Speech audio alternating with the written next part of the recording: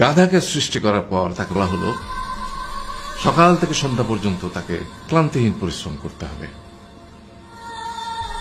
সারা জীবন তাকে পিঠে ভারী বোঝা বইতে হবে, খেতে পাবে শুধু ঘাস, আর তার মাথায় কোনো বুদ্ধি থাকবে না। তার আয়ু হবে 50 বছর। গাধা করজোড়ে সৃষ্টিকর্তাকে বলল, আমি এত বছর বাঁচতে চাই না, আমাকে 20 বছর আয়ু দেওয়া হোক। সৃষ্টিকর্তা সেটাই মঞ্জুর করলেন। কুকুরকে যখন সৃষ্টি করা হলো তখন তাকে বলা হলো যে সে হবে মানুষের সবচেয়ে বড় বন্ধু, কিন্তু সে খাবে মানুষের উচ্ছিষ্ট, এবং তার আয়ু হবে 30 বছর। কুকুর সৃষ্টিকর্তাকে বলল, আমি এত বছর বাঁচতে চাই না, আমাকে 15 বছর আয়ু দেওয়া হোক। সেটাই মঞ্জুর করা হলো।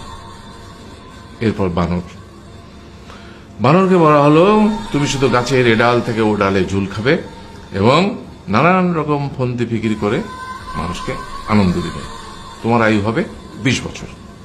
বানর বলল, আমি 20 বছর বাঁচতে চাই না, আমাকে 10 বছর দেওয়া হোক। সেটাই মঞ্জুর করা হলো। এবার এলো পুরুষ মানুষের পালা। তাকে বলা হলো যে তুমি হলে প্রাণীগুলোর মধ্যে সবচেয়ে বিচক্ষণ এবং বুদ্ধিমান, সেই জন্য তোমাকে প্রাণীদের শিরোমণি করা হলো এবং তোমার আয়ু হবে 20 বছর।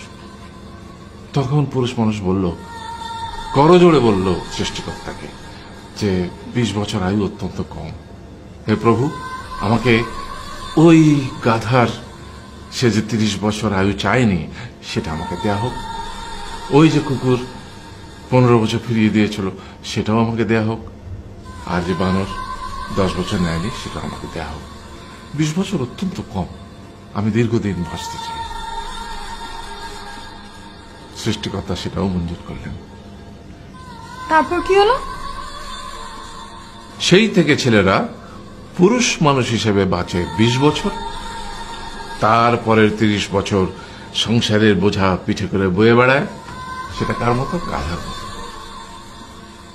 তারপরের 15 বছর সে তার ছেলে মেয়েরা যা দেয় সেই রকম ঠিক কুকুরের মতো উচ্ছিষ্ট খেয়ে বাঁচে।